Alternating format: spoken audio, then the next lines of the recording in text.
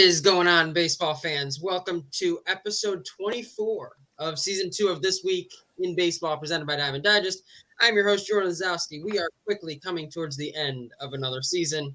We still have plenty to talk about. Joining me on the podcast today will be the Phillies fan, Sean Huff, James Darschewski, the proud wearing Dodger Blue fan, and against my better judgment, joined by Scott Bentley. Gentlemen, how are we doing?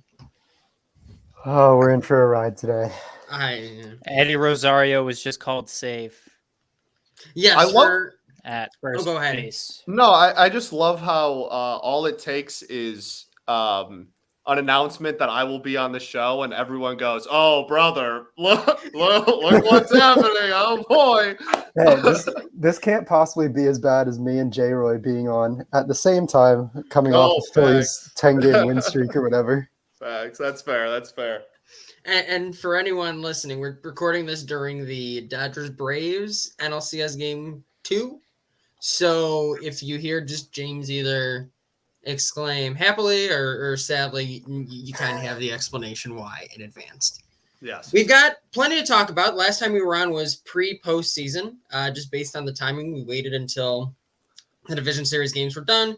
We'll have plenty to talk about there. And we've got some championship series to talk about. Some surprising results so far. Boston tying it up at 1 yesterday, and the Dodgers looking to do the same today. But let's not waste any time. Let's start with some news around the league. Some of the big highlights outside of what's been going on in the Diamond over the past couple weeks. We will start with Sean, who is on my top right. Yeah, so I'm going to talk about the news that came out. I think it came out today. I at least saw it today about minor league housing.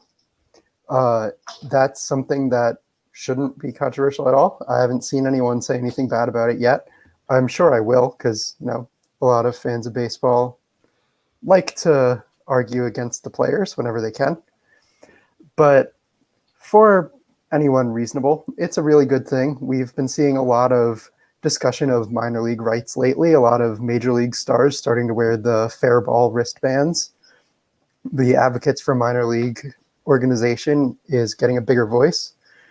And maybe this is a step towards pacifying the players, trying to avoid a strike. But we'll see. For now, it seems like a good thing. I think the reality of that situation is, it's just a step in the right direction. It's one piece of a larger puzzle that still needs to be finished, and then livable wages becomes the next part of it for them. I think you get the housing, though. You're not going to complain about that. That's a big win. Should have been done a long time ago. They needed it. You've seen the photos. If you follow anyone on social media who's spent any time in the minor leagues, it's not a fun situation when you're fighting for your job, basically, at the end of the day. And like I said, step in the right direction. James, what about you? Another storyline that was just announced today. The MLB is going to move towards a streaming service to end blackouts. So if you saw the Field of Dreams game where Iowans can't watch the White Sox or the Cubs and a bunch of other teams, that issue is going to be gone soon. So another step in the right direction. Blackouts are terrible. So if you want to watch your favorite team and you live in a market that doesn't allow that, you shouldn't be penalized for living somewhere and cheering for a certain team. Yeah, Brian Schlosser, Iowan. He writer for our site. He and now Carson too. Both have they're blacked out of over a third, on a day-to-day. Mm-hmm. Literally, it's the White Sox, the Cubs, the Royals, the Cardinals, and maybe even the Brewers or something. I don't know. It's crazy. The Twins, maybe? Yeah, Twins, something like that. Mm-hmm. Yeah. It's wild, man. It's so wild. They have that map of every colored stripe that goes through a state is what they're blacked out of, and Iowa is a rainbow. It's so messed up, dude. It's wild. Yeah, Iowa gets hosed in terms of what they can do. I mean, it sucks that they're not at least they're taking steps towards working around blackouts instead of just getting rid of them as a whole. It feels like would be a little bit easier, but I don't know the individual market contracts they got to work with there, whatever stupid stuff there is. Either way, another positive step in the right direction. I think it's in addition. So like they have the streaming service as well as MLB TV. Yeah. So there's something. I kind of like the minor league baseball stuff. It's a step in the right direction. There's more to be done. Hopefully, if they announce it, it becomes affordable for everybody. And because if you're paying for it if you have to pay for it on top of MLB TV and all that stuff, but again, step in the right direction. More details to come, obviously, but 2 pretty nice wins early on in the off season for 26 teams. So, and Scott, how about you? Yeah, so my biggest thing this week is Alex Rodriguez continuing to be a fudging idiot. Really, it's just like the Good save. I call audibles, babe. I'm Peyton Manning. The craziest thing to me is like he wants there to be a war within baseball of analytics versus like old school approach. He wants it, and that was very apparent this week when Kike Hernandez hit a homer, and he said something stupid along the lines of like analytical people will tell you that hot and cold streaks don't exist, and like that's why you have to play them or whatever. And everyone's like, no one has ever said that. No, like literally no one. Not a single soul on this planet has ever been like, yeah, no, dude, like hot streaks are a myth. Like people don't get hot and people don't go on slumps either. Like that. No one has ever said that ever. And it just adds on to this long line of his entire broadcasting career of just like I understand if your approach to baseball is old school. That is how you view the game. Sure. That's how you view it. You're not going to change whatever. I don't understand his stance, which is just this consistent trying to create narratives that just don't exist and just throwing stuff out there and just trying to get people riled up. Like Alex Rodriguez doesn't need clicks. Like he doesn't. I don't understand where this is coming from. Like A-Rod doesn't need interactions. Like he has 2 of the top like 7 biggest contracts in sports history. Both belong to A-Rod. Like he doesn't need it. I don't get it, man. I really don't get it. And that could be a topic pretty much every week. He probably says some stupid stuff. So it could really be an ongoing thing. But this random just shot at people who care about numbers that saying that we don't think that hot streaks exist was one of the most ridiculous things I had heard all week, which is really saying something. Yeah, despite everything A-Rod says, though, he's not as bad as Smoltz. It's wild. There's always somebody worse. That's the crazy part. I think it was Harold Reynolds was saying before Game 5 of the NLDS, like he doesn't like the Dodgers using an opener or something and just using boomer logic. He said it wasn't entertaining or something. Yeah, it was like, oh, I don't want to see relief pitchers because I don't like that's not what I like to see. I'm like, well, that's cool. Dave Roberts doesn't care about your opinion, Harold Reynolds. There's a reason why Roberts is managing and you're working for MLB Tonight. It's just all of these comments. It's insane to me because, like, obviously, like Scott said, no one has ever said hot and cold streaks don't. Like, that's never been said. But then you'll get the people in the comments who are like, yeah, A-Rod, exactly. Analytics can't see it. It's like, dude, like no one said. Usually the arguments like that are so that come from an anti-analytic stance usually come from people who have no interest in learning what the analytic stance is in the first place. Like if it's something you don't agree with, it must be analytics that's the problem. Like we'll get to it with Boone. It's beyond stupid, and not to go too far on a tangent, but I'm gonna go on. It's like another thing he had talked about was like oh, the Astros are about to see how important starting pitching is. Like, who And has then- ever said starting pitching isn't important? And then he lists 5 guys who were never on the team at the same And he time. lists 5 guys who never played for the Astros at the same time. Like, get your facts right, number one. Number two, like, understand what the stances you're arguing against are. Like, no one has ever said starting pitchers aren't important. And then you get people retweeting it on my timeline who are like, with these gifs, like, yeah, you see what he's saying? Like, starting pitchers. No. I'm like, I know it's so important. I just watched the Sox get curb stomped because they didn't have any starting pitching for 4 games. I know how important. No one's going to say it isn't important.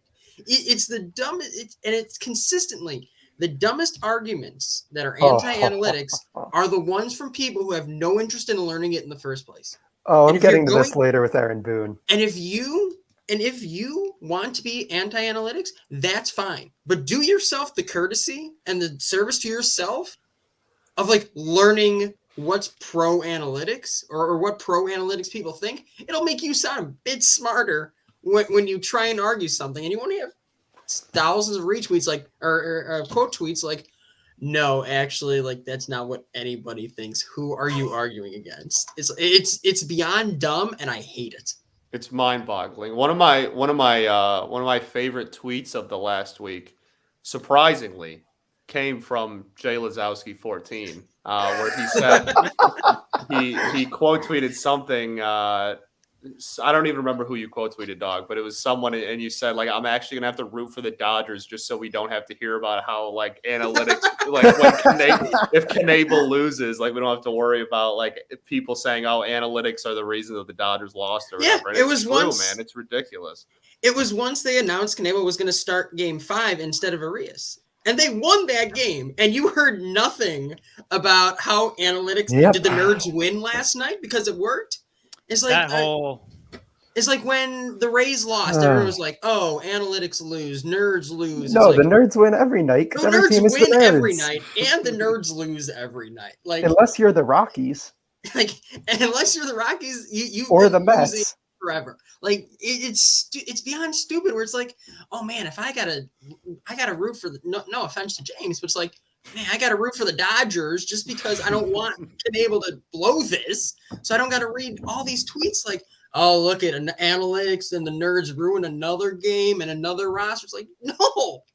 How do you think the Giants are doing well first? That's how the Giants won 107 flipping games. Also, the Dodgers are quite literally what would happen if the Rays had money. Yes. Yeah. Like exactly. the Dodgers are the biggest nerds out there, dog. Yeah, like, the Dodgers are the promise, Rays with an owner that cares. Right, exactly. Yeah, Yeah, I shouldn't and say a don't have decent money. stadium. He's a billionaire. That would but spend money more Yeah. so. Yeah. But it's like, I get in arguments. It's like, I'm not smart enough to not get into Twitter arguments, but that's a different conversation.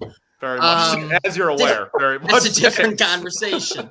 But I'll get into people are like, oh, the smartest team's the one that wins the World Series. Like, no, the luckiest team is the one that wins. The smartest teams are the ones that consistently win 100 games, and like the Rays, who do it with having like a third of the payroll of the league average payroll. Like why are Bloom, Friedman, two of the most successful recent executives, and they both came from the Rays? Like, I think, do you get smarter when you go to the Dodgers? Is that what it is, or do you just get more money? Like, if you can't see how important money is to this whole Jock Peterson, what are you doing? Jocktober. Sorry. What did Peterson do? Jocktober. It's the Pearls. It is the Pearls. Damn it, I'm on delay. Jocktober. Jocktober. Is it tied 2-2 now? Yeah. Yep. Wow. Sorry, James. Also, I have to say one thing about this analytics thing. Darn, I lost it. Do any of you listen to the Ballpark Dimensions podcast? I have not known. Okay, so it's Mike Petriello and Matt Myers, right? I mean, Yes. Matt Myers is the reliever. Yes. Yes. They had an episode on the Rays where they're like, okay, the Rays are basically just doing a bit at this point. They have this guy, Dietrich Enns, who, first of all, his name is Dietrich Enns. Second of all, he throws 97. Third of all, He had a sub 3 ERA and sub 3 FIP in like 50 innings this year, and he didn't make the playoff roster. The Rays are basically doing a bit at this point when it comes to their pitchers. They just call everyone up and they're good. They're the nerds. That's how they're winning. It's like every year the Rays lose, people want to make it some huge story. It's like, but you have a $60 million payroll going up against $200 million payrolls. Like, that's not fair. You don't think the Rays would spend more on starting pitching if the owner gave them more money to do so? Do you think they're like, oh no, $150 million payroll? Nah, I'll just spend on a bunch of relievers. Like, what do you think these people, they're recreating the game because of the circumstances they're given, and they're winning 100 games doing so. How is that not one of the smartest organizations? Like, I don't understand why I have to get into those arguments. It drives me completely nuts.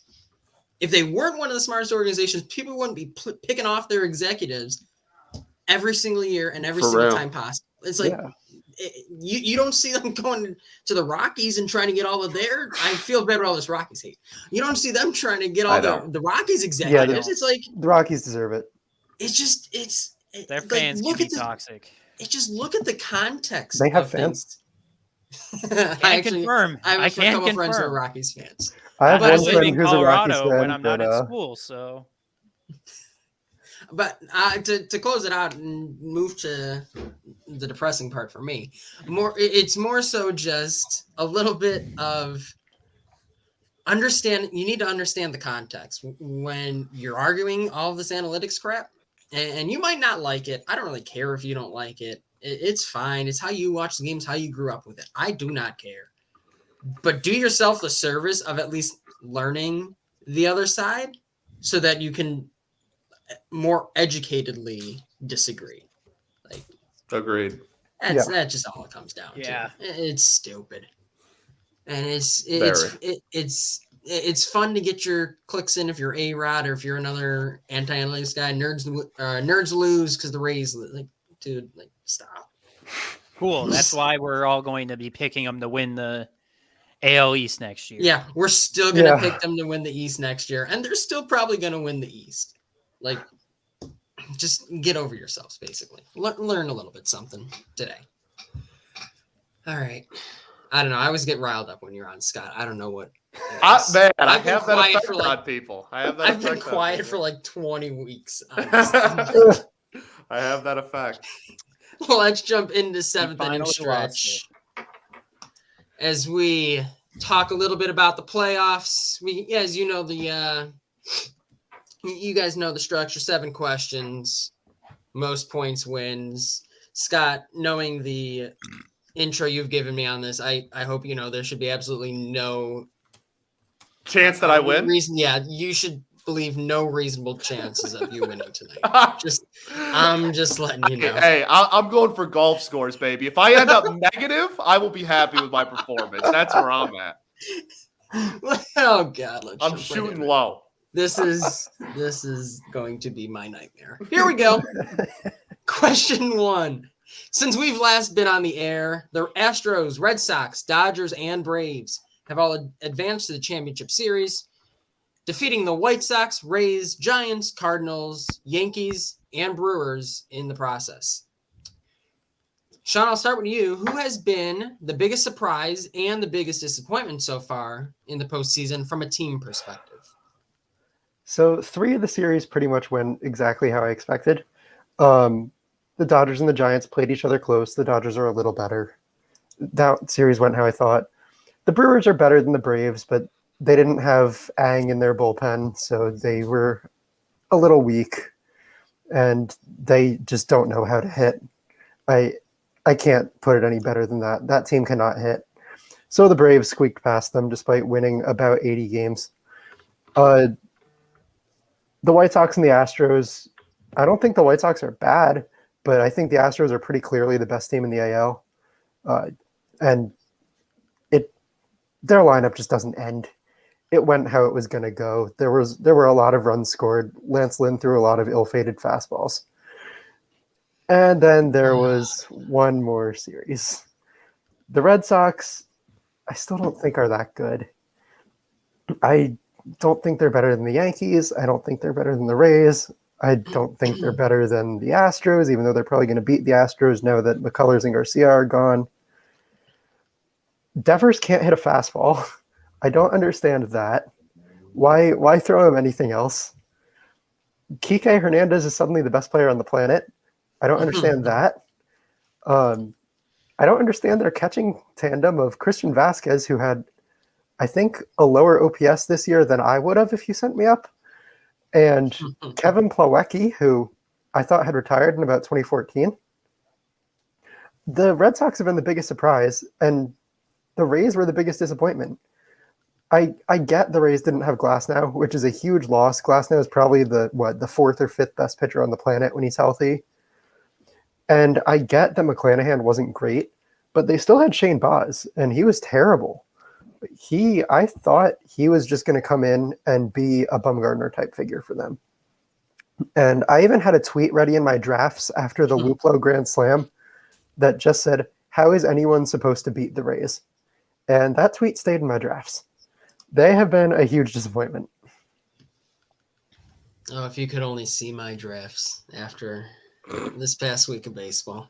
James, your thoughts? So most surprising team, Red Sox, just because who thought they would get past the Rays? I certainly didn't. I thought they would beat the Yankees just because it's at Fenway. That's pretty much that game was at Fenway. That was the only advantage that the Red Sox had. I think they were pretty evenly matched otherwise. Who knows what role the Fenway crowd actually played, but they haven't lost at Fenway in this postseason. So most disappointing, there were two teams that really were disappointing. The Rays, obviously, were very disappointing. Thought they'd beat the Red Sox. But I was very disappointed with the Brewers. I believe they allowed 7 runs through the first 3 games of the series and were down 2-1. They were built to go to the NLCS because you have 3 of the top 10 pitchers in the National League starting for you. This is the series where you can just have those guys go 5 or 6 innings. You have one of the most dominant bullpens in the game. This series was made for a team like the Brewers, and they still choked it. That's why they're the most disappointing. I mean, their offense, I think, had a WRC plus of like 92, which, if you were to go back, that sounds high. I think the 95 Braves were the last team that won a World Series with an offense that bad. And they had 3 dominant starting pitchers that year. So the comparison was there. The precedent was there. And they just choked. They needed Devin Williams. Yes. Yeah. Scott, your thoughts? I'm going to start with disappointment. I think that the biggest disappointment, I agree, is comfortably the Milwaukee Brewers. I think that is a team that it can't be possible for you to win as many games as they did and go into the postseason and like comfortably win your division as bad as it was, and when your starting pitcher gives up 2 runs, the game's over. That should not be a thing for a 98 win team.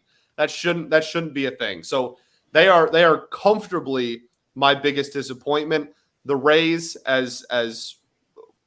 honestly, I don't view really anything that's happened in the American League as disappointing. The Astros have one of the best lineups in the history of Major League Baseball. Like WRC plus, literally like a top 5 lineup like ever.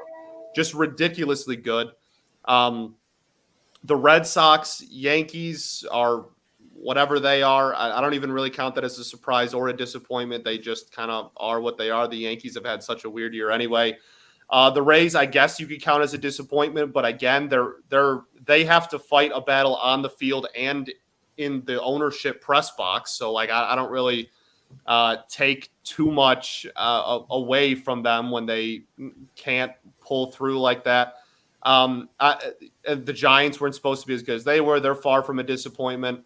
I think the Brewers have to comfortably be most people's disappointment. Now, my biggest surprise, this is one Laz is going to love. It's the fact that the Chicago White Sox even won a single game. That is easily my biggest surprise of the postseason up to this point. It's actually fascinating. Especially like just in a vacuum, if you take the 3 losses, right? They got pumped, like pumped on national TV. So genuinely, the fact that they won a single sole game is, I think, comfortably the biggest like positive surprise of the entire postseason. And honestly, they should consider a banner. They should consider like one game in the ALDS in 2021, like against the Houston Astros. Yeah, there we go. They should seriously consider it. That team is something else. And Tony La Russa is my hero. He continues to be my I think people should look up to him as like, this is what you do. And the fact that he just got to take over the only team with remote talent in the entire division and just fall asleep. And I almost said something else. I almost said, oh, never mind. He can just we know the joke. He could just fall asleep and just ride his way to the postseason. And then when the games actually count, he's just absolutely exposed. It's incredible and it's beautiful.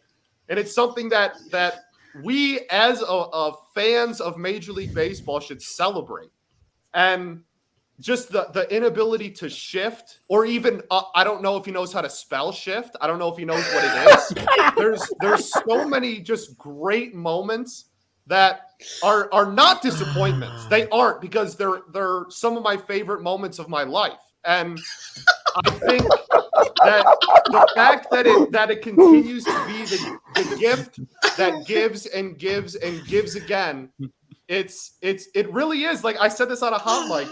My Christmas tree goes right here every year, and it's almost like when I wake up, it's almost like looking at my Christmas tree all summer. It just is continuously the gift that keeps on giving. And then on the biggest stage, in front of the whole world, they're in the playoffs for the first time since I was in elementary school, sans last year, and which barely counted. And then you just get that. It's just beautiful. It's beautiful on so many levels. Everybody thinks that everybody just like is purposely hitting Jose Abreu. It's hilarious. It's awesome, man. It's really, really awesome. And honestly, I deserve Tony La Russa deserves a lot of credit. And I think I just want to take this time to say thank you, Tony La Russa, for everything that you did for my baseball fandom this year. You made this postseason brilliant. And my biggest surprise is easily the fact that the White Sox even got within like 5 runs any game, nonetheless won one for sure. What's your favorite team again, Scott? Just remind the audience. That would be the Detroit Tigers. So I need to say 2 things before we go to the next question. Do you really? Yeah, I do. First of all, I think it's amazing that the 2 people who we can credit with the White Sox 1 win are your favorite, Yasmani Grandal, who happens to be one of my favorites too, and then your most hated player on earth. Oh my God. Larry Garcia. And as a second thing, anyone who's listening to this without the video, you're missing out. I'll say 2 quick things here, because I don't even know how you continue the podcast after that. Just retire. I'll say 2 quick things. Number 1, even when I won, I lost because Larry Garcia decided to be a contributing factor in why the White Sox won. So I strongly dislike him for reasons that are probably not even his fault. Some of them are. Number two, as much as Scott is painful to me, he's painfully accurate at the same time. The fact that proving to Tony La Russa that his old school style does not work anymore has to come at the at the demise, I guess, of the best White Sox team I've seen in my lifetime. Like, jokes aside, like that is messed up. Like, they were my preseason AL pennant pick. Like they're a really good team. It has to come at their expense, and he's going to be here 3 years, which is that's when Grandal is around. That's when whatever's left of Abreu is still around. That's the first wave of your window. And the fact that proving to him that his old school tactics no longer work has to come at their expense makes me ill. And it really, truly pains me that you finally get a GM who puts a good, sustainable roster together. This isn't a flash in the pan 05 or 08 team. This was meant to be better than a flash in the pan team. And it was created as such. And to have your manager now be someone who's not going to be there long term because he's 78, much less the fact that he's not a good manager. He's 78 years old. It has, and you kind of just screw the entire process by not choosing the manager the GM wants. And don't tell me he didn't want him. Look at his press conference. He looked like he was in witness protection at that point. Like a hostage crisis type situation when he had to announce La Russa. Don't tell me he wanted him. But the fact that this team had to come at the expense of La Russa thinking he had something to prove about how old school baseball still works makes me ill. And it's frustrating. And I hope that, God willing, there's a payroll bump, and the White Sox can just go sign more players and not have to bring back Leary Garcia, who Tony has fallen in love with, saying he's not a utility guy, he's a starting guy. Like that, that should lose you a job. The hitting coach saying F the home run, hit 300, that should lose you a job. Like 2021 baseball isn't 2011 baseball, and that's incredibly frustrating to me. 2021 baseball isn't 1978 baseball, Tony. And so for as much as Scott will eviscerate the White Sox, and as much as it pains me, and I can't give him points for it, I'm not saying I disagree with any of it.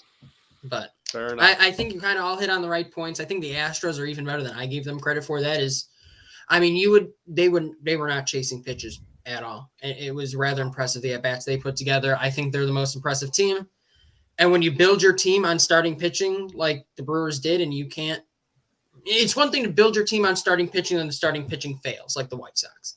It's another thing to build your team on starting pitching. The starting pitching succeeds and your offense can't do anything about it in the Brewers case. And that's why I agree they are the most disappointing. So inning 2, we saw the Giants-Dodgers NLDS Game 5 end on a questionable check swing call against the Giants. And this call has obviously made its way around social media. And it was quite the way to end a game. We'll say that. If you haven't seen it, go just Google it, check it out. Like, you'll see hundreds of articles about it. I'll start with the man who had a stake in that game, James. What's the best way for Major League Baseball to handle check swings moving forward? Do you believe they will do something? The key question there. What's funny is that the Giants season ended because of a check swing, and they won the division because of a check swing. Karma is a real something. That was pretty much my whole timeline after that Friday night or whatever night it was. Or Thursday night. It was all just karma and check swing. So we'll get that out of the way. He did not go around. He checked his swing. I personally don't think there needs to be much changed. It's just you shouldn't end a playoff series like that. You know, I get it looked like he swung from the first base umpire, but I don't know, maybe just have review in case like this ends the series. You don't want to end a series like that, especially between how a series of great teams like the Dodgers and Giants. As funny as it was for, many Dodgers fans seeing their hated rivals to the north lose that way, I don't know. I think that it doesn't really matter if they look at it or not. I still think the Dodgers win that game pretty easily. It's not like it changed much, but it's just the way it ended that was controversial. Scott? Yeah, I mean, he very clearly didn't go around, but the simple, like relatively easy way to fix it is to just make it reviewable. I think it's ridiculous that we have replay and then just like randomly check swings. We're like, no, like that's stupid. So it's pretty clear. You just say, okay, this is reviewable. Check swing. I mean, you could even make it. I don't know if you can really do like a coach's challenge thing, because that's not really I don't know, in the dugout, if you're on the wrong dugout and they're a righty or a lefty. Like, I'm not sure that's a great viewpoint, but I don't know how hard it would be to just have one of the replay officials in New York just like look at close check swings and just make a call. And I feel like that wouldn't be too difficult of an ask. Yeah, like that's easily the easiest fix of it. But I think it definitely stings to end a season like that. But I mean, at the end of the day, it was like he's never gotten a hit off Scherzer his entire career, and it was getting an 0-2 count. Like, I don't know, or it would have been 1-2 or whatever. Like I'm not sure it would have changed too much, but you certainly can't end the season of the team with the best record in baseball on a missed call either. So it I don't know, all around just a bad situation, whether it changes the outcome or not.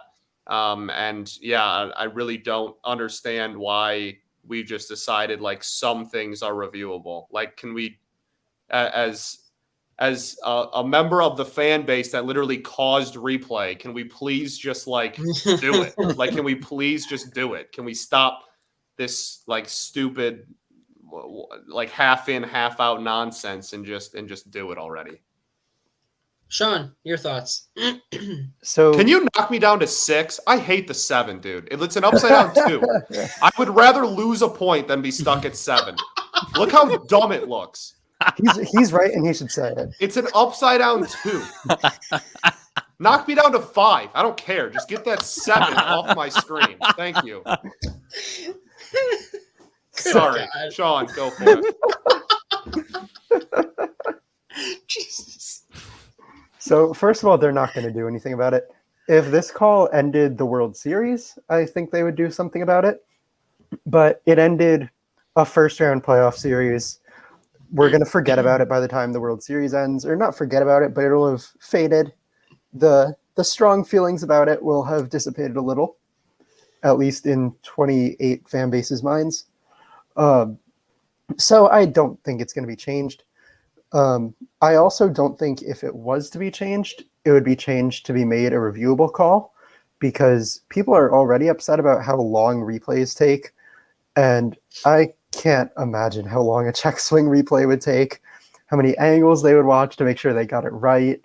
It would take forever. And it's such a common occurrence that a check swing happens that I think it would just take so long that there's no way they would even consider it, even if it's the right move. My alternative here would be to kind of come up with a unified definition of a check swing, probably something along the lines of if any part of the bat or the hands of the hitter crosses the front edge of the plate, and put some sort of sensor at the front of the plate that can let you know if something crossed that line. I don't think the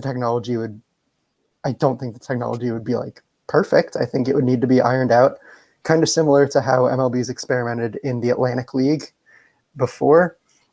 but I think it's probably possible, if not ready right away. And it would be quick. You could have every call right away because the sensor could be set up for every pitch. If it's possible, they should do it. I think the biggest thing has to start with, you have to define what a check swing is first, because we all have our definition, but there's no major league definition of it, which is dumb. Like, just accept the widely adopted rule of bat breaks the plane or the wrists break. Like, start there, and for the love of God, find a different way, some sort of way, to not have the first base umpire, who doesn't have a good view of it really, be the one reviewing it, or the third base umpire, depending on who is up to the plate. They don't have a much better view than anybody else. The only reason you can't ask the home plate umpire to do it is because he's got to watch where the pitch is, but Lord knows he doesn't do that well anyway. So what's the big deal there anyway? I don't know. I think starting by defining it will be important, and then find some way to institute some technology to just have a quick view of the quick side view that they have for all in all the camera wells, to have that readily available. Doesn't slow it down. Quick decision made by the umpires on the field. That's it. No go to New York. No nothing. It's got to be quick. It's got to be easy. But start by defining it, and if we get more than that, great. But I think you're all right that everyone will forget about it. It'll be over, and we'll have this argument at some point next year anyway. So I'll give you 2 points for that. That's good. Thank you. I'll take my 2 points off to the side here. So, good Lord. Inning 3. The Cardinals fired Mike Shildt this week in a move that was surprising to Shildt, as he said, but was cited by Cardinals management as, quote, philosophical differences. Scott, we'll start with you. What could these philosophical differences really be, and who is likely next to replace Shilt's position? Goodness, I don't even. Some of the. I'll start with this. The fact that the name Bradley Ausmus is next to any of these vacancies is some of the most ridiculous, preposterous, and honestly, if I was a fan of those teams, flat out embarrassing name links I've ever seen in my life. So I'll start with that. I think as far as like what the differences could have been, it's honestly it's weird because as we've obviously seen, that the Cardinals team has been good.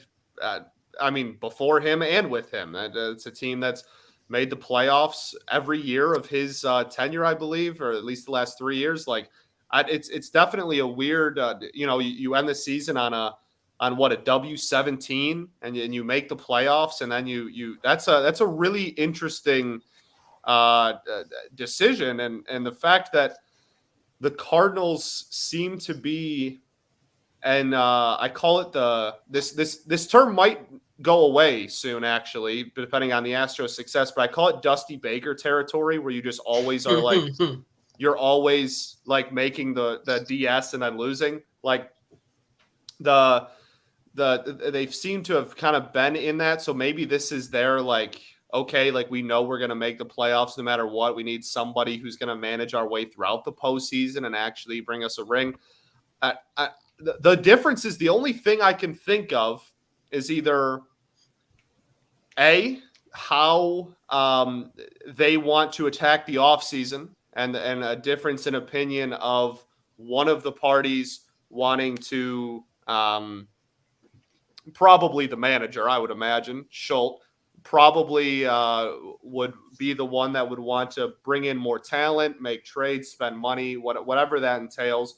And the front office is more of no, we're good. We know what we have. We know we're a good team. We'll be fine.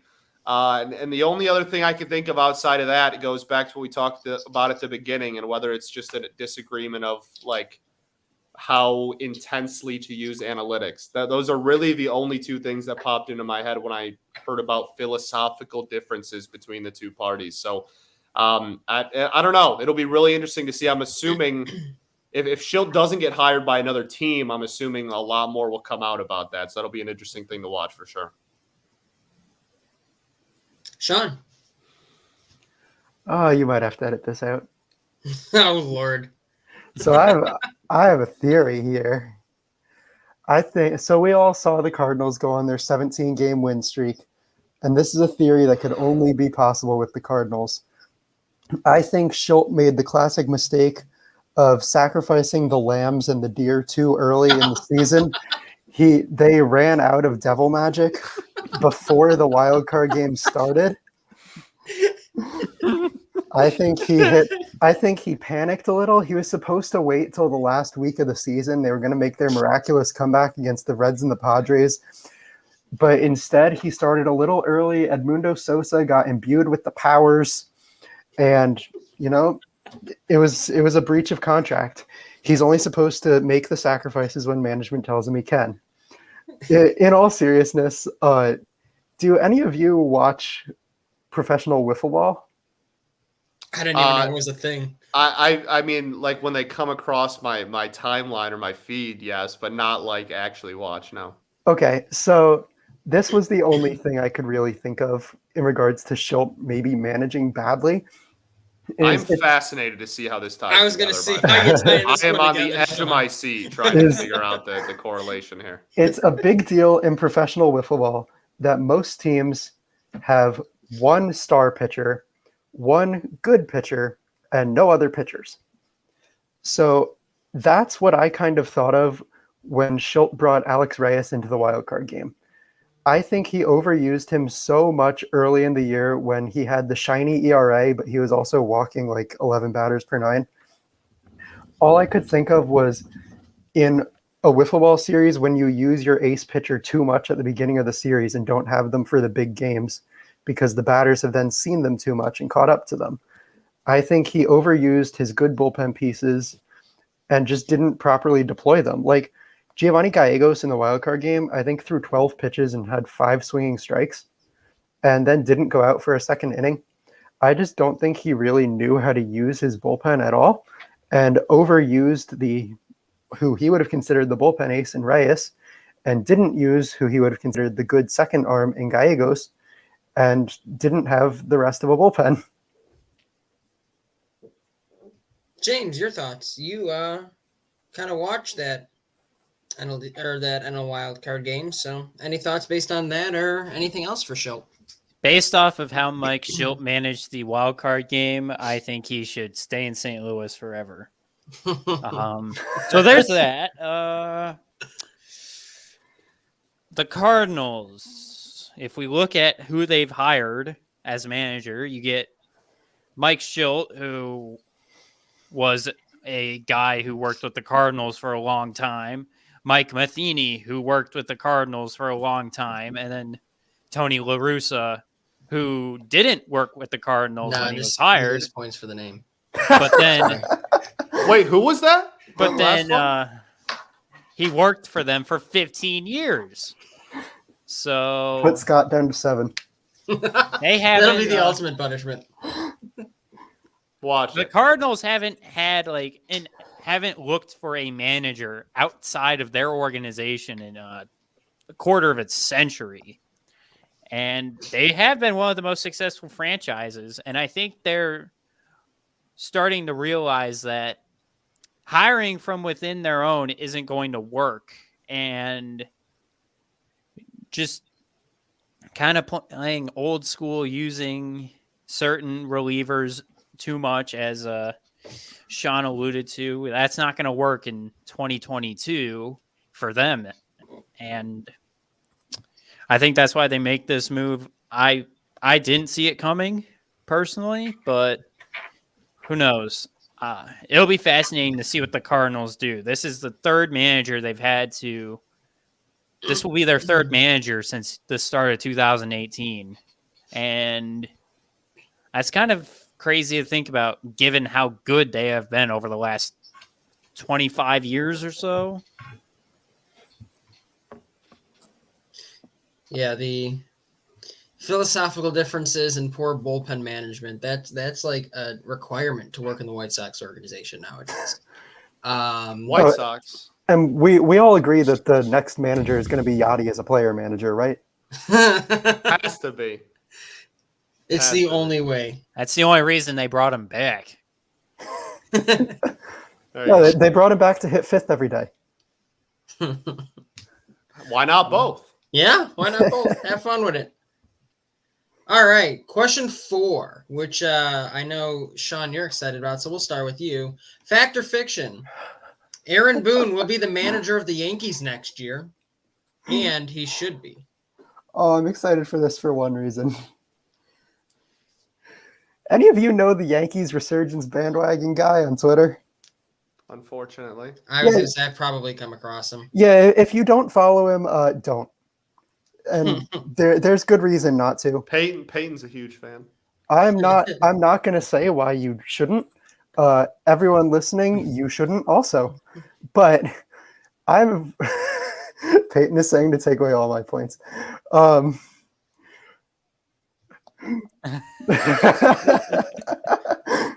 don't use the down arrow enough. I'm having fun with it today. So Says who? ooh. So I remembered a tweet from him in that I don't really think Yankees fans know what they want. Like, I have a bunch of friends who are Yankees fans. They all hate Aaron Boone. They all want Aaron Boone to be fired. They're all counting down the days until Aaron Boone is fired. They assume it'll be the day after Game 7, if there's a Game 7. But when you ask them who they want to replace Boone, they don't know. When you suggest Carlos Beltran, they curse at you. When you suggest any other manager who's currently managing or recently retired from managing, they say no. And they also want Cashman gone, and they say they want him replaced with, quote, some Rays guy. Well, the Rays guy is going to pull his starters after 4 innings and use a lot of platoons and shifts, and I don't think any of the Yankees fans want that. That's what made me think of Resurgence Bandwagon. Was his exact tweet was, you talk about wanting Rays ownership all day. If we had to watch Rays ownership, none of you would. I don't think the Yankees fans actually know what they want. I think Boone should be back just because there isn't a clearly better manager available aside from maybe Beltran, if we assume he would be a good manager. But come on, the Yankees fans would probably throw stuff at him immediately. There's no one really ready to replace him. And even though the fans hate him, they're not ownership isn't supposed to cater towards the fans. Let Boone go, I guess. Like, he's not a great manager, but who are you going to get that's better? Scott, your thoughts? Yeah, so I really I view this as they've put themselves in a situation that is, I would only describe it as the exact opposite as the White Sox a year ago, in the sense where the White Sox looked around at all the available managers and they were like, which one would piss off everyone? Whereas like the Yankees are like, no longer are they actually choosing a manager that actually is a good manager. They are now looking at it as, who can we bring in to simply just make people stop complaining about our manager all the time? And that's a problem. That should not be how you bring in a man, any hire, nonetheless a manager, but anyone. And they've done this thing where they have fired every single other person in the dugout except for Boone. Literally everyone. They just fired his entire staff, but they haven't fired him. Shout out Marcus Thames, GOAT. Like, there's just like so much that situation is so toxic on so many levels. It's unbelievable. And I can't wrap my head around the fact that they are now literally just trying to basically weigh what will make people the most happy. And it's no longer like, okay, who can we bring in that's actually going to be the best manager? And that's mind-boggling to me. So should he be the manager next year? I mean, probably, I guess. I don't know. Like, I don't know. I don't know. I don't know. There's no one out there that is immediately a better option. And like, they're not the White Sox. If there was one, they would actually take it. Like, I don't know. I don't know. I don't know who else you could bring in. It's such a uniquely weird situation. And I'm not sure I've really seen too many other managerial situations that are quite like it. And it's definitely should be circled on everybody's offseason list of like biggest things to look for, because it's really weird. And I guess my current guess right now would be that he would be the manager, because I'm not sure why you would fire everyone else on his staff except him, but then just end up firing him weeks later. But I also imagine that they're, going to wait till the postseason ends and maybe, I don't know, interview some bench coaches for Atlanta or something. I don't know. The whole thing's really weird, and I don't have definitive answers for a lot, and I just keep saying I don't know, but I really don't. Much like Tony La Russa, I don't know. Scott, this is total tangent before we get to James. Do you remember this offseason when we were doing the podcast, and it was this podcast, and it was before the Sox formerly hired La Russa, but we were talking about it, and like the podcast cut out mid-episode, and we had to restart, and we were in the middle of this insane rant about La Russa. Yes, Laz and I were on, and we're going back and forth on an all-time rant. Both of us like yelling, and not at each other. We were agreeing, and both of us were yelling. And in the middle of the podcast, Laz just goes, "Oh my gosh, I think it stopped recording." And so he goes, "All right, man, I'm going to press record, and you're just going to have to make it sound like it was," and I'm like, "Don't even worry about it. Like, easiest thing you've ever asked me to do. I will just start yelling off the bat again." And we did it. And when you re-listen to it, you can't really tell. We did a pretty good job. Oh, but that conversation about La Russa just reminded me of that. Yeah, no, it's for real. That's right. You had the pick of the litter, and you let the best manager walk to Detroit. Anywho, James, don't say a word, Scott, about Hinch. James, go ahead. Fact, Aaron Boone will be the Yankees manager. Fiction, he should be, just because I think there is a better option for the Yankees out there. I don't know who, but I'm sure there is. The reason why this is coming up is when you are as talented as the Yankees on a year-to-year basis, and you do not win the American League pennant, let alone win a World Series. That's a problem. I have been on this earth for almost 20 years. The Yankees have won one World Series in my lifetime. To put Some would that say in that's perspective, a good thing, James. It is. Yeah, man. The Marlins have won the same amount. Okay, but that's fun. The Marlins have won more than me. So I'm not.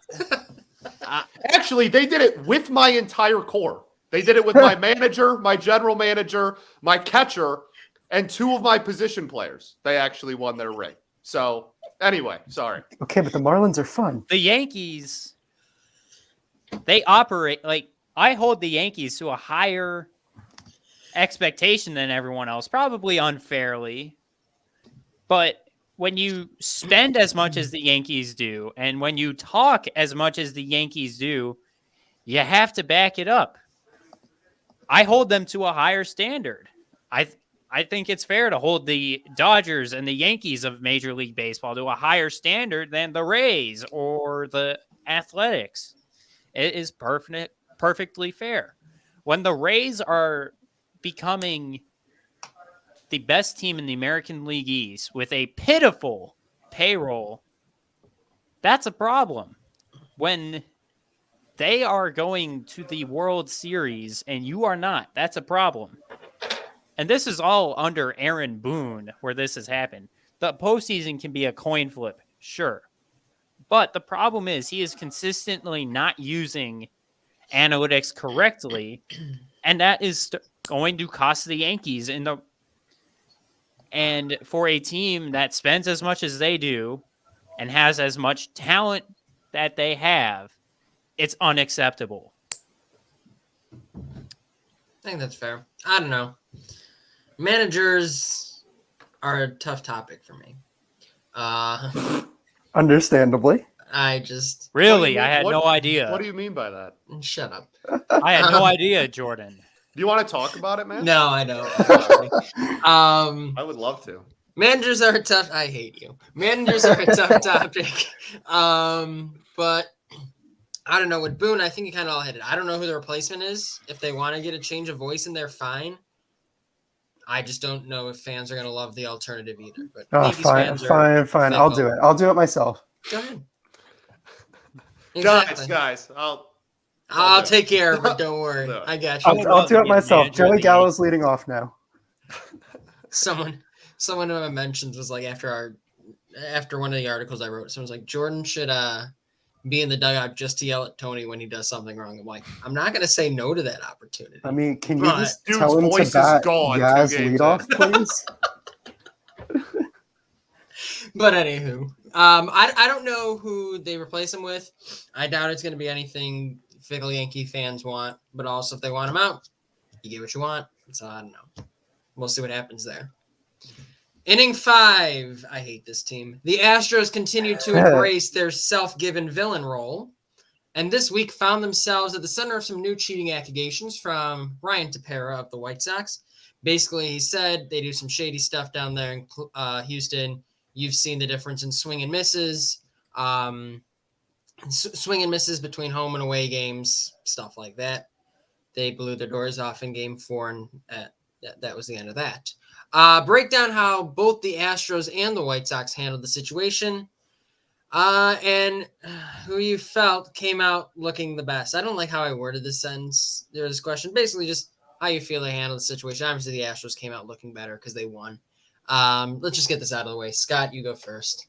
You know what? I was wondering if I was going to go first or last. Let's just get it out of the way. This is absolutely hysterical.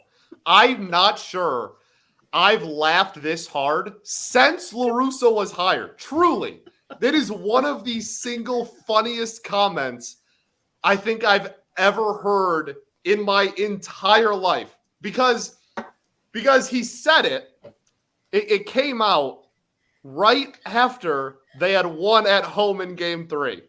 So the White Sox got pumped at home, which, hey, you that's your claim. Sure. Your offense sucked in Houston. So cool.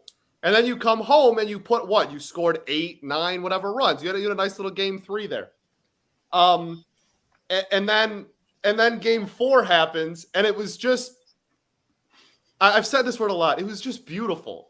It was just, there's something about it that was just scenic in a way. It was just like you have like Titanic music playing in your ears. And you're like, where is that coming from? And you're like, oh my goodness, it's coming from this beautiful moment on my television, and God has created this beautiful moment for me to be a part of. I hate it here. And like, I just think it's hilarious that anybody thinks that anyone in or around the Astros organization is going to be able to get away with literally anything in 2021, just in the present year after the allegations have come out and not allegations, after the truths of them cheating have come out. It's ridiculous that anyone thinks that they would be able to get away with anything. And B, just it came out right after the only game that they hit it. It was the most hypocritical, hilariously beautiful thing I have ever seen in my life. And then again, just the cherry that was just placed right on top of everything, and of them just getting absolutely destroyed, and the Astros just knocking the doors off them on the road was beautiful. The Astros handled it, I guess, as good as they could. Carlos Correa I thought his comments were really great, and that's not just me lobbying. I really think that he handled it really well. I think that he said that they were like really stupid allegations, and then he brought out like actual analytics and like their OPS and stuff at home versus on the road and in the playoffs and everything, and he really the Astros players in this instance handled it as well as they could have, which is certainly has not been the case throughout this entire thing that the Astros have gone through, and the whole cheating thing. They certainly have not always handled it very well. So, it gave me a nice little giggle. I thought it was hilarious. It really made my week. I hate you, Sean. So, yeah, it was really funny. First of all, Scott didn't even mention the best part of it, which was Dusty Baker not knowing who Ryan Cepera was. I think that was incredible, especially given that Ryan Cepera received MVP votes last year. Okay, that's kind of funny. True. True. I think that was by far the funniest part. But in all seriousness, it was just so weird. First of all, imagine using 2 and 1 game sample sizes to support your argument. Second of all, Scott nailed it. Correa using actual analytics was amazing. But the one thing it really felt like for me is that kind of the leash was off the players.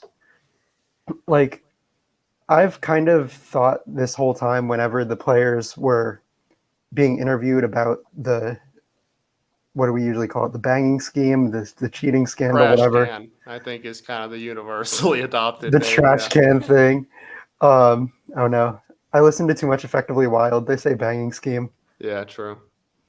Mainly because it makes Meg laugh. But whenever they've talked about it in the past, I've always kind of gotten the impression that the players weren't allowed to come up with their own answers, that it's mostly been ownership telling them like, oh, downplay it, act like it didn't happen. We don't want the discussion to keep going. And it was obviously ill-advised because, come on, it's the Astros ownership. Everything's ill-advised.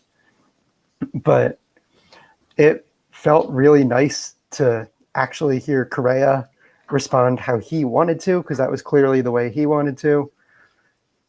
Yeah, that was my big takeaway from it. James.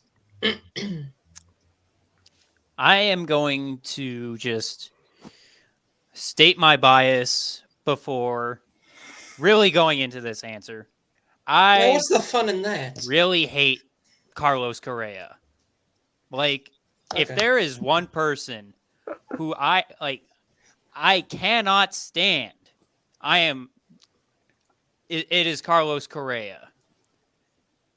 He's right, unfortunately. Oh, there go your points. I also hate him. That's like, this is painful for me to admit.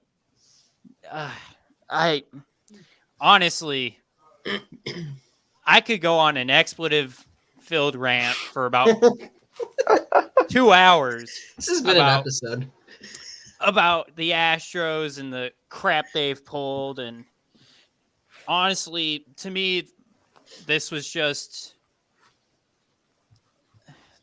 White Sox voicing their frustrations, and it's easy to pick on the Astros because they don't have that. They don't have any deniability. Like, you were caught in the biggest cheating scheme of the last century.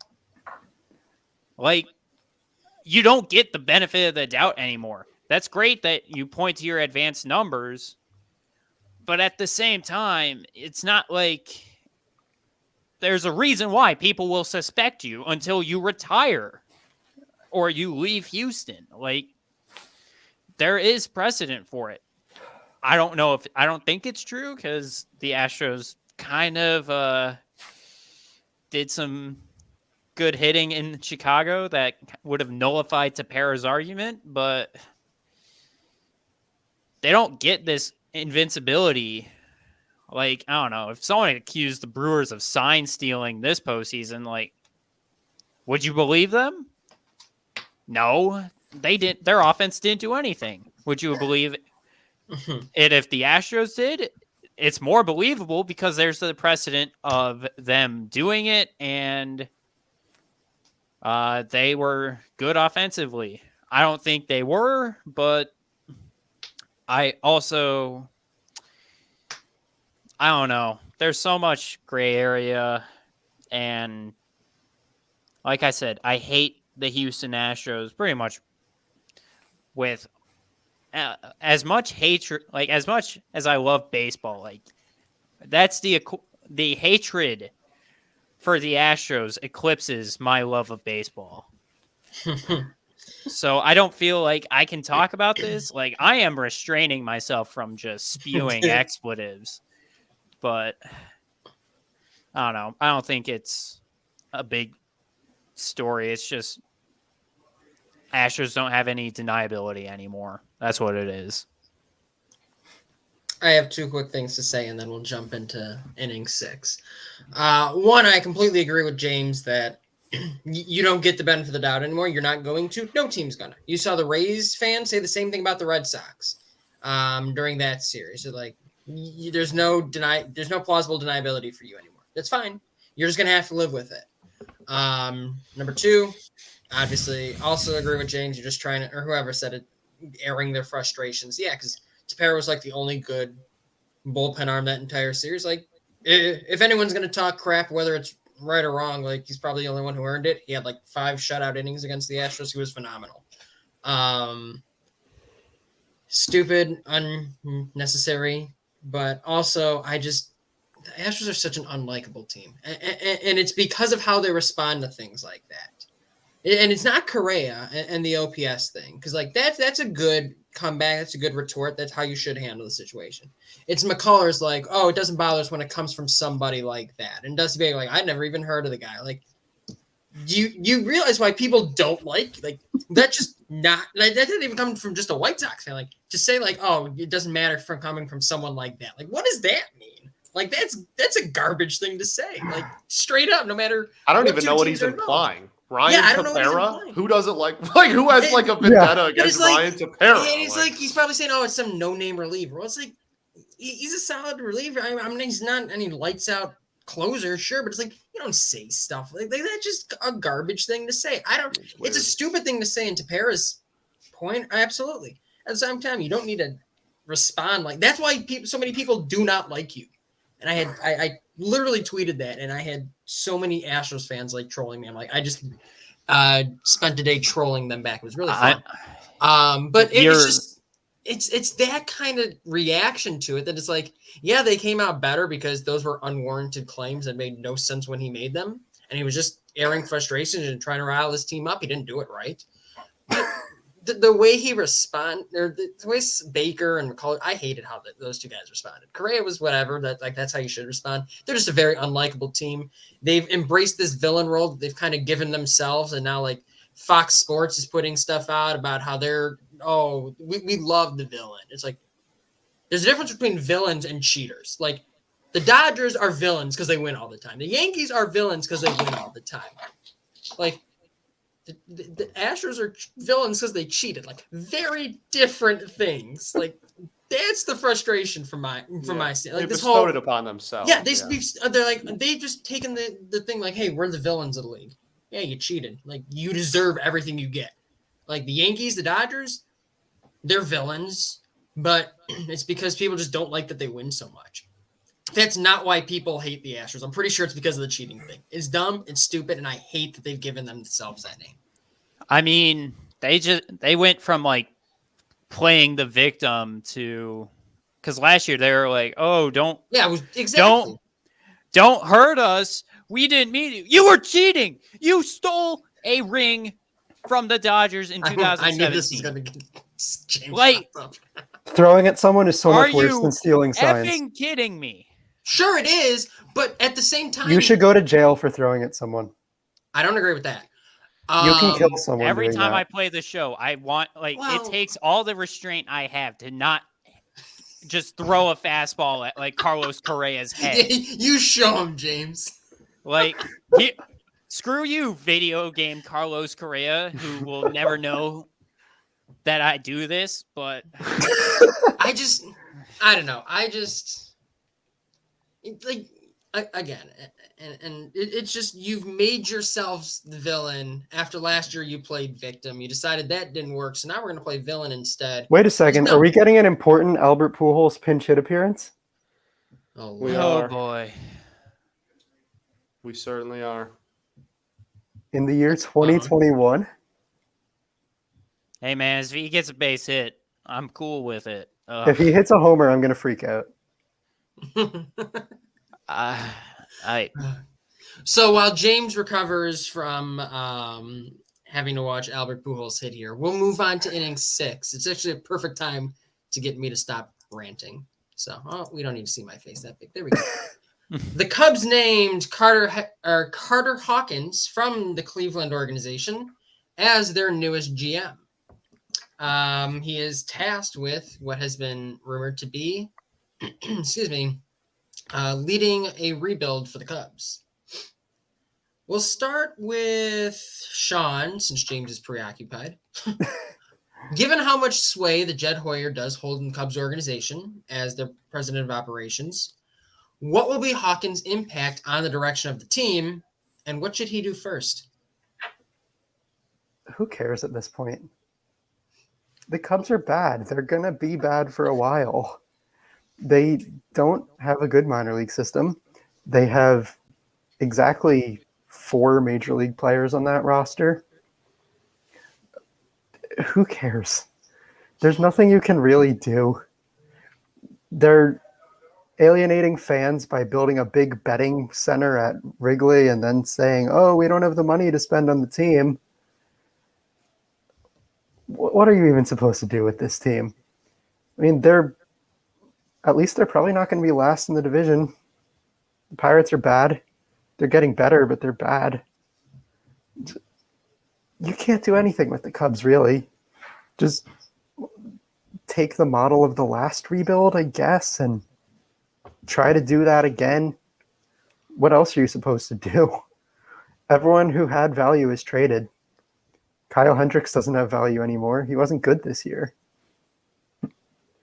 Trade Wilson Contreras. He's the last guy you have. Keep running Frank Schwindel out there and hoping he can build up some trade value, or Patrick Wisdom. Either that or just, use your money. I guess you can use your money if the ownership lets you. You have a ton of it. You're the Cubs. You're in one of the biggest markets in the country. You're one of the most famous teams in the country. But really, there's no way to save this team at this point. At least no easy way, no quick way. Scott? Yeah, no, I mean, I share a lot of the same sentiments there. The Cubs are horrible. I don't. They have no building blocks. This team is in such early stages of a rebuild. I mean, this is like what I went through post 2017, trade deadline. There's no farm system. There's no players that will be here when this team is good again. I don't think. You're in such the early stages that I guess it's fine. I guess Cleveland has, as Laz and I are very aware, has a pitching factory that is unmatched in all of baseball, and it's horrible to go up against as often as we have to every year.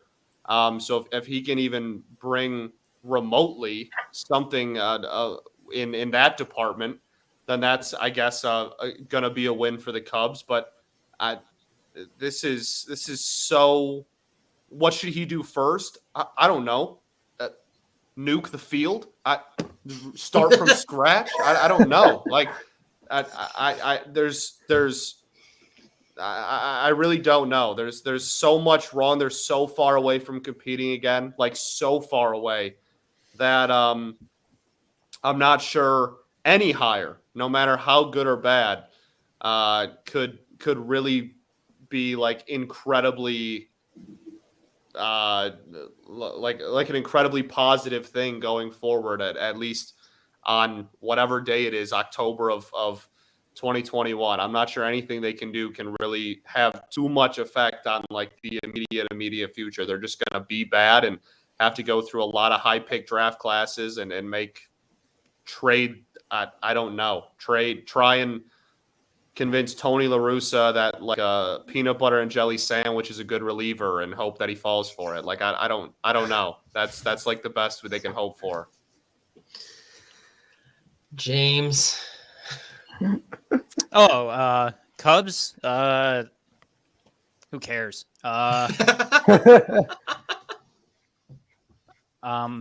My roommates are Cubs fans, so if they heard me say that. So I've heard a lot about Frank Schwindel the last 2 months, and I'm like, that's great. Why do you? I applaud them for watching the Cubs. So there's that. I mean, it's nice to support minor league teams. Exactly. And whatever Frank Schwindel is, I don't know. Jed Hoyer's still it's gonna be like Theo Epstein was in charge, I guess. Like everyone knew Jed Hoyer was the GM, but Theo was the one doing everything. Or that's what it looked like from the outside. So that's what it's probably going to be now, except Jed Hoyer's the guy doing everything and Carter Hawkins is the GM. Who knows? I think the first move is probably going to be developing pitching, because who knows the last time the Cubs had a good homegrown pitcher. I mean, I think when they won the World Series, none of the pitchers who threw an inning for them were developed in their own farm system. Something like that. They don't the develop only one pitching was at all. CJ Edwards. Okay, so a medium leverage reliever. That's your best pitching development over the last decade. So I guess that's why they go for Carter Hawkins, try and replicate the pitching machine from Cleveland. I don't know. Why do we care about the Cubs? They're losers. 2016 was an aberration.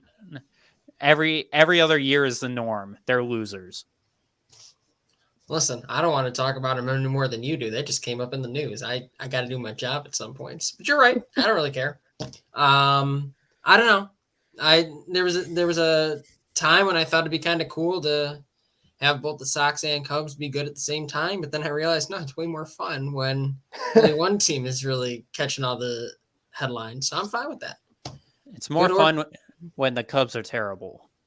I'm fine with that. But I don't know. We'll see what a new GM does. We'll see the direction, but Cubs are going to be joining Pittsburgh at the bottom of that division for quite some time. So, and inning 7, as we wrap up here, there have been some great performances thus far in the postseason. Who's been the MVP in the playoffs in both the AL and the NL? We'll start with James. Oh, MVPs. 2 former Dodgers, Jock Peterson, Kike Hernandez. Jock hit a home run today, and I see these Braves fans holding up Jocktober signs, and I'm just like, ugh. That was in Los Angeles for many years. I mean, at least he's starting for the Braves, because that was not going to happen in LA. So good for him. He got paid. He got what he wanted. So fine with the Dodgers letting him go. Just hurts to see him crushing the baseball the way he is. Same with Kike Hernandez. He wanted to play more. Dodgers couldn't offer that. And now he is the second coming of Babe Ruth at times. Like, I'm like, this dude would have gotten way more playing time in Los Angeles. Where was he? But I'm happy for both of them. Like, they won their ring with the Dodgers. Go off for another team. As long as it doesn't hurt LA. I'm cool with it. Those are my says MVPs. He says as Peterson hit a 2-run bomb to tie game 2 at 2. But Yeah, that one hurt. That one was painful. Sean, go ahead. Your AL and NL MVPs in the playoffs. Well, okay, Kike is the obvious choice. So he's already been discussed. I'm not going to say him. So I'm going to go with who I really wanted it to be in the AL and who played great but isn't around anymore, and that's Wander Franco. I really wanted it to be him because I think he's just so much fun and so good, and he's like 13 months younger than me, which feels criminal. But he was so exciting to watch in the playoffs. He had 3 homers, I think. Yeah, I was so happy to see him play well. I saw him play live in the final series of the year, the Yankees-Rays series, and he had something like a 14-pitch at-bat off Weiziga. He ended up striking out, but it was still probably the most impressive at-bat I've ever seen live. Wander isn't going well, he's leaving Tampa in like 3 years when he hits arbitration, but he isn't going anywhere from being one of like the top 15, 20 players in baseball for a long time. I'll probably be 35 next time Wander is less than a 2-WAR player, barring injury. He was amazing, and I think we can just all collectively celebrate the next big star showing out in October. For the NL, Jock Peterson's an obvious call there. Mookie Betts is a pretty obvious call. He had 4 hits in the big elimination game. But I'm going with Scherzer just because it was so cool to see Scherzer come out of the bullpen. I'm half convinced, and I know so many people made this joke already, I'm half convinced Roberts didn't call him in and Scherzer just wanted to pitch. And really, are you going to say no to Max Scherzer if he wants to pitch? That was so much fun. He was great in the wild card game. He was great in game 3. He was great in relief. And he wasn't great tonight, but he was good. He kept him in the game. He's had a boatload of strikeouts. He's pretty clearly the Dodgers' best pitcher, and they haven't hit that well in October, so it's been their pitching keeping them in the games. I haven't checked the championship win probability added, but I'm fairly certain that he would be leading among pitchers. He's my NL MVP right now for the playoffs. One thing about your comments, baseball hits a little bit different when you're eating chips on the couch and players are younger than you. It's a sad age that you're eventually getting to, and I'm currently in the midst of, and it's only going to get worse. Wander will be the first All-Star younger than me. It's still a sad hasn't time. happened to me. Yeah, just you wait. I promise. Yeah, Jason Dominguez is coming. Scott, round us out here.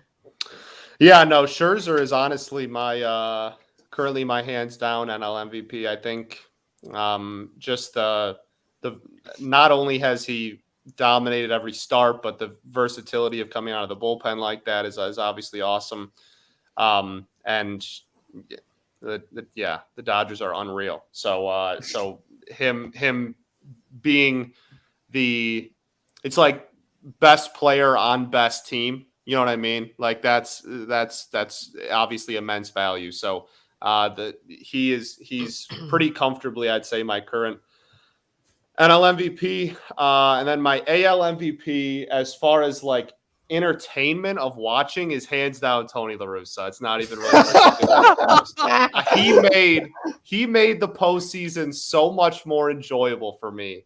And just every cut to him, every single like cut to him of him just like looking there and you're like, does he really know what's going on right now? Or like him, like his run, the run alone, honestly, gets him like massive, probably like I don't know, like 50 second place votes just for the run itself. Like everything about Tony La Russa just is the epitome of my entertainment value in the postseason's MVP award. It's not particularly close.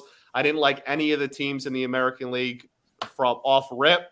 So the fact that one man by himself gave me the ability to have fun in the American League postseason and like giggle and laugh and like point and laugh at my TV and just all of that is just absolutely impeccable.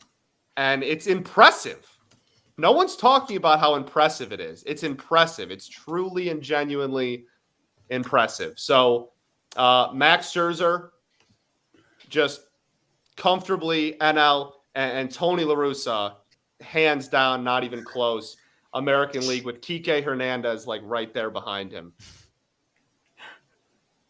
I'm not giving you the satisfaction of getting negative points. You can just sit at 0. Well, that'll wrap that piece up. I hate all of you. Really, I truly do. James, congratulations on your win. What did I do? What did I do? You were here. You mentioned Association. I just I'm like I mentioned La Russa when he wasn't senile. Like I mean, Scott's like. I'm having Scott a bad could night, like. right? You just He could be like He could be like reading Moby Dick, and somehow he's like, "This reminds me of when Tony La Russa did this with the White Sox." I will say the amount of times you were able to fit in That was impressive. a shot at Tony La Russa and the White Sox was impressive today. I think that was his goal, was just connecting it to Tony La Russa. We got in that many La Russa shots, but never mentioned his bullpen management of just not using Michael Kopech ever. And then overusing him when he was tired. Yeah. You used him, just poorly. Just not for the first 2 games. Like I said, used him poorly. I need a long walk up a short pier right about now. Scott, I will give you my done. victory. Just for he deserves it. This is the second time someone has made me last place at the end, and someone has bestowed a victory upon me. I will share the victory.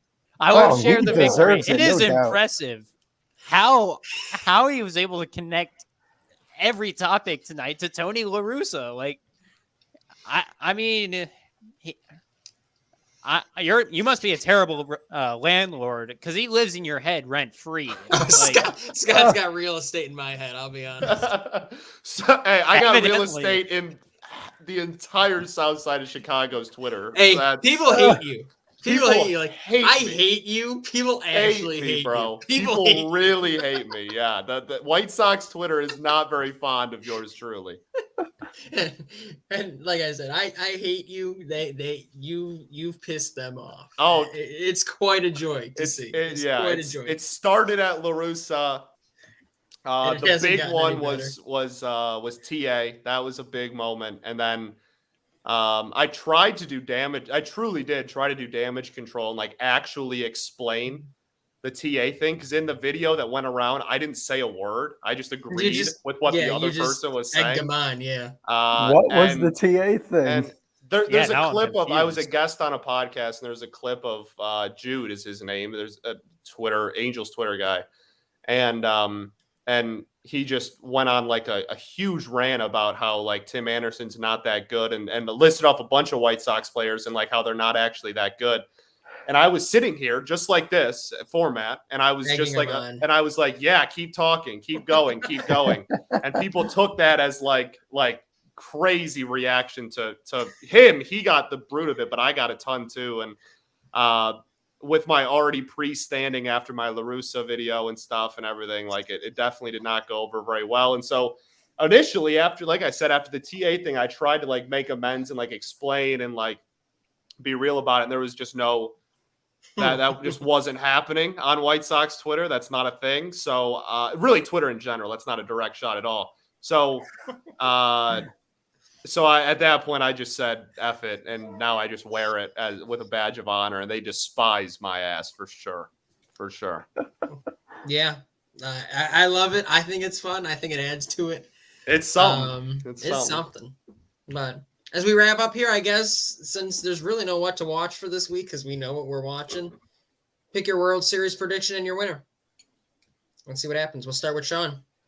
Oh, I was not ready for this.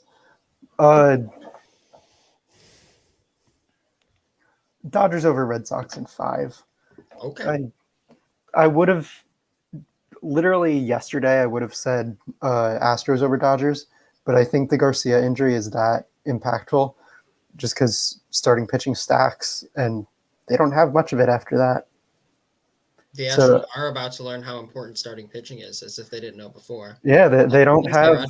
they don't have Cole and Morton and Verlander. All on the They same- also All on the don't have same Nolan team. Ryan they don't have Nolan Ryan anymore or Roger Clemens. Or Mike Scott. James, I'll assume your prediction, but I'll let you say it anyway. Dodgers. That's all. Pick whoever they play in the World Series. I don't care. They sweep them. I don't care. They're winning it all. And then everyone who said they didn't win in the real season will just shut up because they did it back to back, which is harder. You know, So- that's a bad take about it not counting. It is, They were still clearly the best team. but I that's homerism at its finest there. Scott, your thoughts as we wrap up here? Yeah, I'll take the Dodgers over the Stros in 6, and I think that will spiral into some of the most cancerous internet in history afterwards, when the fan bases go at each other about how if they didn't cheat in 17, it would have happened twice, and it's just going to absolutely ruin the internet for about 2 weeks. So Hey, that's my take. I'm here for it. I'm okay with that as long as we get an Altuve or Correa or Bregman home run off Joe Kelly. No. As long as don't- we get a Carlos Correa 8-year deal to the city of Detroit, No, send him to the Marlins. Send them to the Guangdong Tigers. No. You can go to the Tigers. Yeah, I agree. Go to the No, Tigers. Correa The and Tigers Buxton of to the Marlins. Guangdong. I heard Correa Tigers. I'm with it. So Scott's clearly forgiven Carlos Correa for past. AJ Hinch is my manager. So yeah, yeah. he kind of doesn't have a choice. So AJ Hinch actually got punished. Correa Valid. did not. I Yeah, mean, but that's it's not his Correa's fault that he didn't. Correa's going to punish himself. I'm- I'm removing Systematic. myself because MLB's a joke. There you Yeah, go. I'm suspending myself for 50 games. I will say my I hatred would for have been them. for it. My hatred for them comes in how they've handled the situation. I have my own It personal. was very poorly. Very my, Yeah, that- my own that's personal. It's the a only- mistakes. that's it's the an only fair exercise hatred, in in my what opinion. not to do when handling a PR crisis. Yeah. Yeah. So that's where I draw the line. I have my own frustration with the Manfred. People are like, well, why don't you get mad at him? I'm like, I am, but I'm also mad at the Astros. Like, I can be mad at both. It's fine. Yeah. Yeah. But anywho, that's gonna do it for us. I need a drink. If you don't know where to find us, it's scrolling around at the bottom. Diamond-digest.com is the website. Diamond_digest is the Twitter handle. Diamond.digest, excuse me, is the Instagram handle. Make sure to find us everywhere. We'll continue bringing coverage throughout the postseason, over the off season. We're going to get ready for 2022 just along with all of you. But first, we're going to celebrate what's left of 2021. Thanks for tuning us in with this episode. Thanks for tuning in all year. We'll have a few more of these, at least one, maybe two, as we wrap out the season. But for Sean Huff, James Darschewski, and Scott Bentley, this is Jordan Lazowski. I hate you. This is Jordan Lazowski signing off. Take care, everyone. Enjoy your week, and we'll talk to you next time. See you soon. Love you, buddy. Yeah, thanks for